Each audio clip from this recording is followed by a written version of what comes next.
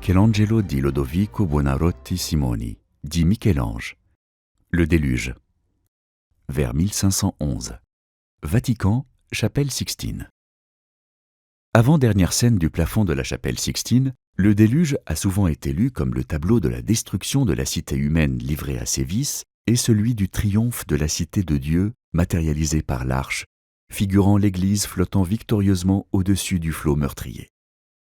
C'est regarder un peu vite la fresque et méconnaître que si Michel-Ange fait survivre des représentants de l'humanité dans le déluge, en dépit du texte biblique, c'est pour suivre l'exégèse ancienne, qui voyait dans la catastrophe la représentation symbolique de notre monde.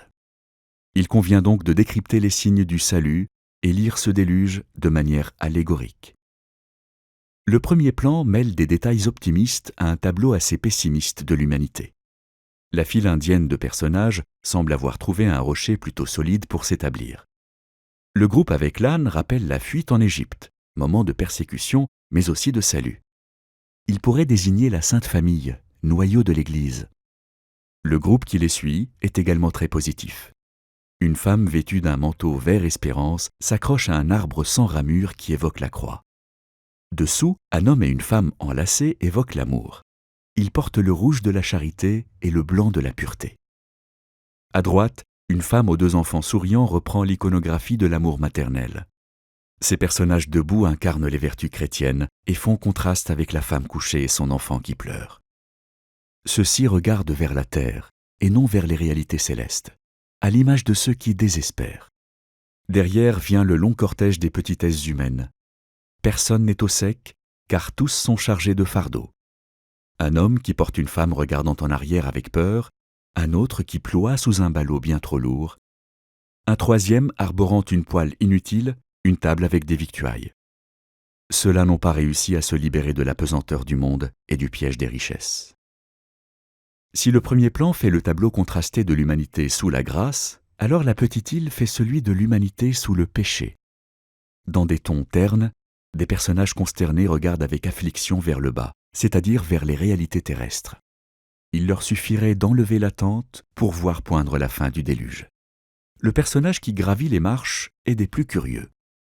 Dans l'iconographie antique dont Michel-Ange s'inspire, c'est le Fils qui porte le Père et non l'inverse. Peut-être est-ce une représentation de Dieu le Père portant le Christ. Cela expliquerait alors le geste des deux figures qui pourraient être Adam et Ève, accueillant avec empressement le salut venu du Christ. Les deux personnages qui sont à côté seraient Caïn, dont la culpabilité s'est muée en une indicible mélancolie, et son frère Abel, soutenu par Seth ou l'une des filles d'Adam. La barque du second plan réunit tous les vices de l'humanité. Alors qu'il y a assez de place pour que tout le monde tienne au sec, la précipitation des uns à monter dans le bateau et la brutalité des autres à les en empêcher va tout faire chavirer.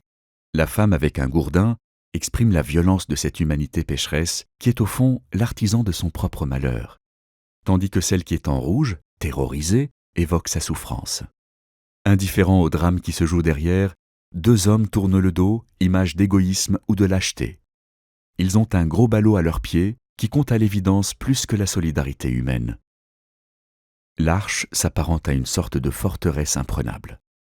Seules les taches rouges de Noé qui tend le bras et blanches de la colombe qui volette rappellent que l'avenir de ce qui est vivant se trouve ici. Une scène effroyable se déroule sur la plateforme.